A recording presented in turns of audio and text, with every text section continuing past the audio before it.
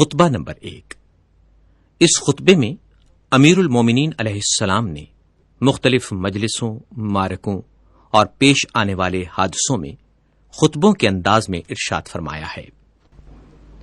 بسم اللہ الرحمن الرحیم۔ حمد و سپاس کا سزاوار وہ ہے کہ قوت نطق کلام رکھنے والی تمام ہستیاں اس کی مداح و ثنا سے عاجز و درماندہ ہیں، جس کی نعمتوں کو شمار کرنے والے گننے سے قاصر ہیں اور جس کا حق نعمت کوشش کرنے والے نہیں ادا کر سکتے۔ وہ خدا کہ جس کی حقیقت بلند ہمتوں کے ادراک سے ماورا ہے، جس تک فکر کی گہرائیاں پہنچنے سے قاصر ہیں، جس کے صفات کی کوئی حد نہیں، نہ کوئی ایسی نعمت ہے جو صفات خداوندی کا بیان کر سکے، نہ کوئی ایسا وقت جس کا شمار ممکن ہو، نہ کوئی ایسی مدت دراز جو منتہی ہو۔ اس نے خلائق کو اپنی قدرت اور اختیار سے پیدا کیا اور ہواؤں کو اپنی رحمت اور مہربانی سے پھیلایا، اور متحرک و لرزاں زمین کو سنگھائے بزرگ پہاڑوں سے میخ خوب کیا اور مستحکم و استوار فرمایا۔ دین کی پہلی بنیاد خدا کی معرفت ہے، اور معرفت کا کمال اس کی تصدیق ہے، اور کمال تصدیق توحید ہے، اور کمال توحید اس کو ہر چیز سے برتر ماننا ہے۔ یہ کمال اخلاص صفات کی ذات سے نفی ہے، کیونکہ ہر صفت غیر موصوف ہے اور ہر موصوف غیر صفت ہے۔ جس نے اس کی توصیف میں ذات کو صفت زائد سے ملایا، اس نے گویا ذات الہی میں دوئی پیدا کی، اور جس نے دوئی پیدا کی اس نے گویا اس کی ذات میں تقسیم مانی، اور جس نے ذات الہی میں تقسیم مانی وہ نادان ہے، اور جس نے نادانی کی اس نے خدا کی طرف اشارہ کیا، اور جس نے اشارہ کیا اس نے اسے محدود کر دیا، اور جس نے یہ پوچھا کہ خدا کس چیز میں ہے اس نے گویا کسی چیز کے ضمن میں اسے قرار دیا، اور جس نے سوال کیا کہ وہ کس چیز پر ہے تو اس نے دوسرے مقام کو اس سے خالی تسلیم کر لیا۔ خداوند تعالی ہمیشہ سے موجود ہے مگر حادث اور نوپید نہیں۔ وہ موجود ہے مگر اس کی ہستی عدم و نیستی کے بعد نہیں۔ وہ ہر چیز کے ساتھ ہے لیکن بطور ہمسر نہیں۔ وہ ہر چیز سے الگ ہے لیکن اس سے کنہارا کش نہیں۔ وہ ہر چیز کا فاعل ہے لیکن اس کا فعل حرکات اور آلات کا نتیجہ نہیں۔ وہ بصیر ہے، جب اس کی مخلوق نہ تھی وہ منفرد ہے، کیونکہ اس کا کوئی ایسا ساتھی نہیں جس سے وہ اپنا جی بہلائے اور جس کے نہ ہونے سے اسے الجھن ہو۔ اس نے دنیا کو پیدا کیا اور پہلے پہل بنایا، بغیر اس کے کہ فکر کو کام میں لاتا یا تجربے سے فائدہ اٹھاتا، اور نہ اپنے نفس میں کوئی حرکت پیدا کی، نہ پہلے سے کوئی اہتمام کیا کہ جس کے لیے بے چین ہوا ہو۔ وہ چیزوں کو ٹھیک وقت پر عدم و نیستی سے وجود کی طرف لایا، اور گوناگوں چیزوں میں موافقت اور سازگاری پیدا کی، اور ہر چیز کو اس کی طبیعت اور مزاج عطا کیا، اور ان طباع کے لیے شکل و صورت معین کی۔ وہ ان کی ابتدا اور آغاز سے پہلے ان سے واقف تھا۔ اس کا علم ان کے حدود اور انتہا کو محیط تھا، ان کی حالت اور پوشیدہ کیفیت سے آشنا تھا۔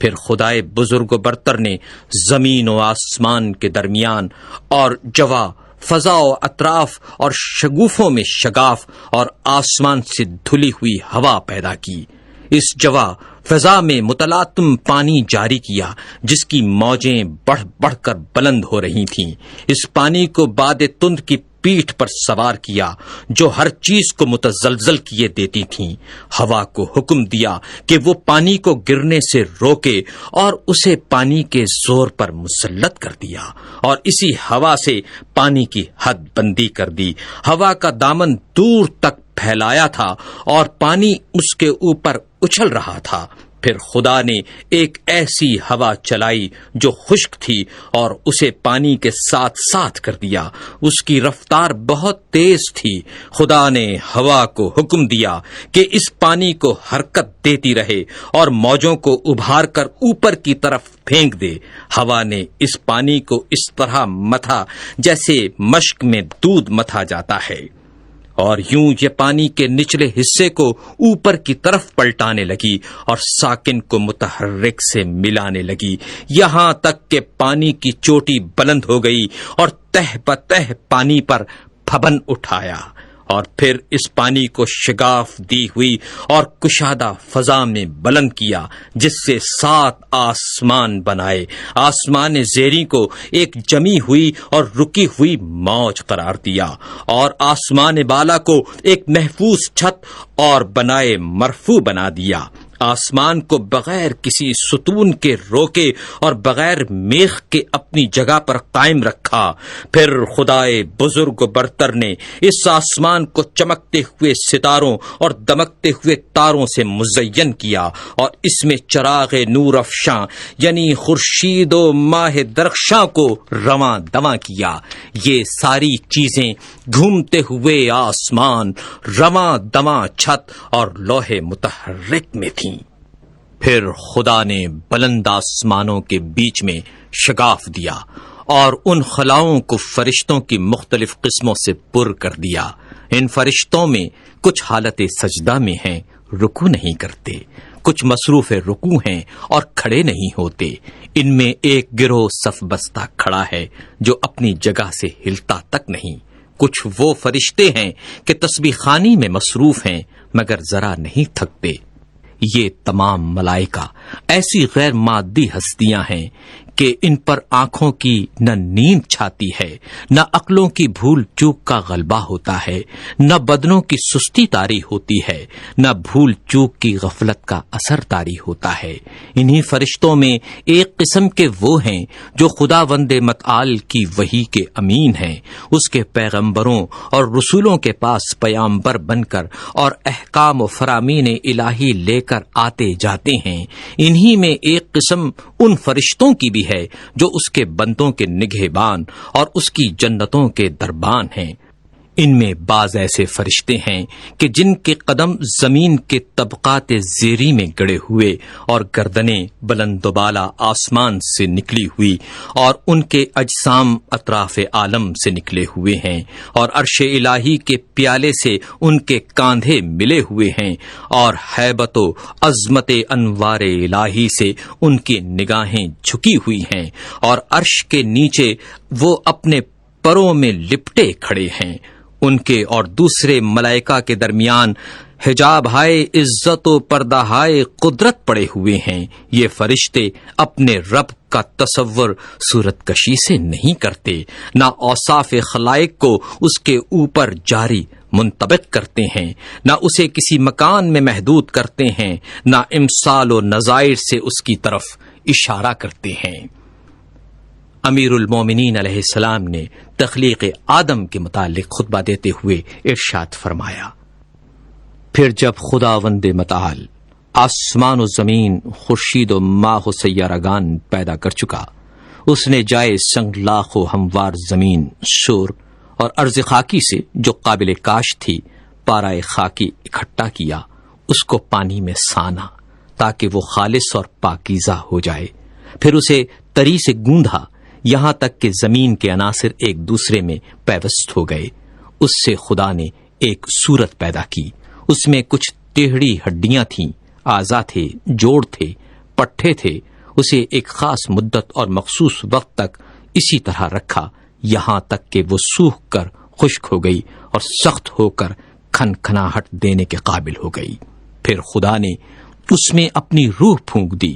اب ایک ایسا انسان پیدا ہو گیا جو ذہین ہے اور ذہن سے کام لیتا ہے، جو صاحب فکر ہے اور فکر کو کام میں لاتا ہے، جو صاحب اعضاء و جواہر ہے اور ان سے خدمت لیتا ہے۔ وہ اپنے اعضاء کو جس طرح چاہے جنبش دیتا ہے، صاحب فہم و فراست ہے، حق اور باطل میں تمیز کر سکتا ہے، وہ چکھنے کی حس کا مالک بھی ہے اور سونگھنے کی حس کا بھی، وہ رنگ اور جنس میں امتیاز کر سکتا ہے، مختلف رنگوں کی مٹی سے بنا ہوا،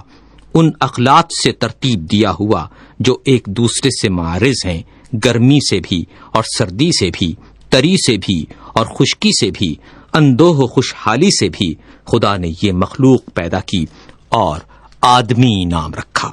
پھر خدا نے فرشتوں سے چاہا وہ اس کی امانت کا حق ادا کریں اور انہیں اپنے عہد و وصیت کی جانب متوجہ کیا کہ آدم کو سجدہ کریں اور اس کی عظمت و بزرگی کے سامنے سرے نیاز خم کر دیں۔ چنانچہ خدا نے حکم دیا، اے فرشتو آدم کو سجدہ کرو۔ سب نے سجدہ کیا سوائے ابلیس کے، جسے آدم کو سجدہ کرتے ہوئے غیرت دامنگیر ہوئی اور اس پر شقاوت طاری ہو گئی۔ اپنے آگ سے پیدا ہونے کا خیال کر کے اس نے غرور کیا اور مٹی کے بنے ہوئے آدم کو حقیر و کم مایا جانا۔ اللہ نے اس کو مہلت عطا فرمائی کہ غضب الہی کا وہ مستحق ہو جائے اور بدبختی پورے طور پر تمام ہو جائے اور وعدہ پورا ہو کر رہے۔ چنانچہ خدا نے فرمایا، تجھے وقت معلوم تک کے لیے مہلت دی جاتی ہے۔ پھر خدا نے آدم کو ایسے مکان میں رکھا جس میں زندگی کی ہر آسائش مہیا تھی، اور یہاں وہ بڑی عافیت اور امن سے تھا۔ نیز شیطان اور اس کی دشمنی سے ہوشیار اور چوکنا رہنے کی تاکید بھی کی، لیکن آخر کار شیطان نے آدم کو دھوکہ دے ہی دیا، اس بات سے جل کر کہ وہ جنت میں ابرار کی مرافقت سے بہرور ہو رہا ہے۔ چنانچہ آدم نے یقین کا شک سے اور عزمیت کا کمزوری سے سودا کر لیا، اور مسرت کو خوف سے اور فریب خردگی کو شرمندگی سے بدل ڈالا۔ پھر اللہ سبحانہ و تعالی نے اس کی توبہ قبول کر لی اور اپنے کلمہ رحمت سے اسے نوازا، اس سے جنت میں پھر بلا لینے کا وعدہ کیا، پھر اسے دار البلا میں اتارا جو تولد و تناسل کی دنیا ہے۔ آدم جب دنیا میں آئے اور تولد و تناسل کا سلسلہ شروع ہوا اور ان کی اولاد بڑھی اور پھیلی، تب اللہ نے آدم کی اولاد سے نبی منتخب کیے اور ان سے بندگان الہی تک وحی خداوندی پہنچانے کا عہد لیا اور تبلیغ رسالت کا انہیں امین بنایا، جبکہ بہت سے خدا کے بندوں نے پیمان الست فراموش کر دیا تھا اور وہ ڈر کر حق کو فراموش کر بیٹھے تھے اور بتوں کو اس کی خدائی میں شریک قرار دے رکھا تھا، کیونکہ شیاطین نے معرفت خدا سے بندوں کو بھلاوے میں ڈال دیا تھا اور انہیں اس کی عبادت سے روک دیا تھا۔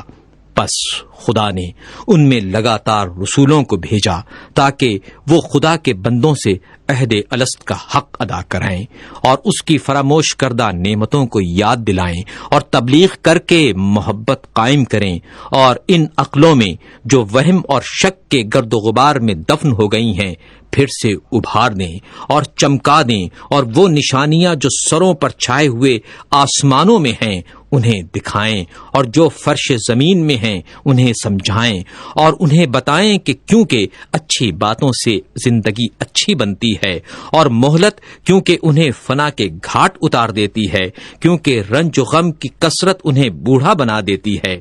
اور کیونکہ آفات و حوادث کا تو اثر ہوتا رہتا ہے۔ خدا نے اپنی مخلوق کو کسی نبی، مرسل یا نازل شدہ کتاب یا حجت لازمہ یا راہ روشن کے بغیر نہیں چھوڑا۔ وہ رسول کہ جن کے ہاں تعداد کی کمی تبلیغ رسالت میں کوتاہی کی موجب نہیں ہوتی، اور نہ جھٹلانے والوں کی کثرت انہیں کچھ نقصان پہنچاتی ہے۔ کچھ رسول آئے جنہوں نے پہلے والے رسولوں کی خبر دی اور بعد میں آنے والوں کی تصدیق کی، یوں ہی قرن گزرے اور صدیاں بیت گئیں اور زمانے گزرتے رہے اور آباء و اجداد آئے اور گئے، ان کی نسلیں گزریں، یہاں تک کہ خداوند قدوس نے محمد صلی اللہ علیہ وآلہ وسلم کو بھیجا تاکہ اس کا وعدہ پورا ہو جائے اور اس کی نبوت ختم ہو جائے۔ انبیاء سے اس نے اس رسول صلی اللہ علیہ وآلہ وسلم کے بارے میں عہد لے لیا تھا، ان کی علامتیں مشہور اور ولادت باعزت ہے۔ جب آن حضرت صلی اللہ علیہ وآلہ وسلم تشریف لائے تو دنیا میں ملل متفرقہ اور اقوام منتشرہ کی کثرت تھی۔ مختلف فرقے تھے، بعض وہ کہ خدا کو بندوں سے تشبیہ دیتے تھے اور اسے مخلوقات کی طرح جانتے تھے، بعض وہ تھے جو اس کے نام میں تحریف کرتے تھے جو اس کی ذات سے کوئی تعلق نہیں رکھتے تھے، کچھ ایسے جو اس کے علاوہ کسی غیر کے لیے رائے دیتے تھے۔ رسول صلی اللہ علیہ وآلہ وسلم نے انہیں گمراہی سے ہدایت کی طرف نکالا، انہوں نے انہیں جہالت سے بچایا۔ پھر خدا نے چاہا اپنے رسول صلی اللہ علیہ وآلہ وسلم سے ملاقات کرے، وہ اپنے رسول صلی اللہ علیہ وآلہ وسلم سے راضی تھا۔ اس نے اپنے رسول کو اس بات سے ماورا سمجھا کہ وہ دنیا میں رہے اور اس کی سختیاں سہے، لہذا اسے کرامات اور بزرگی کے ساتھ اٹھا لیا صلی اللہ علیہ وآلہ وسلم۔ پھر آن حضرت صلی اللہ علیہ وآلہ وسلم نے تم میں وہی چھوڑا جو اور انبیاء نے اپنی امتوں میں چھوڑا تھا، کیونکہ گزشتہ انبیاء نے اپنی امتوں کو یوں ہی بغیر کسی روشن راستے اور مستقل نشانی کے نہیں چھوڑا تھا۔ تمہارے رب کی کتاب اب رسول صلی اللہ علیہ وآلہ وسلم کی وفات کے بعد تمہارے پاس ہے۔ رسول اللہ صلی اللہ علیہ وآلہ وسلم نے اس کے حلال و حرام کو واضح کر دیا، اس کے فرائض و فضائل کو، اس کے ناسخ اور منسوخ کو، اس کی رخصت اور عظمیت کو، اس کے خاص اور عام، اس کے عبر و امثال کو، اس کے مرسل اور محدود کو، اس کے حکم اور متشابہ کو اچھی طرح کھول کر بتا دیا،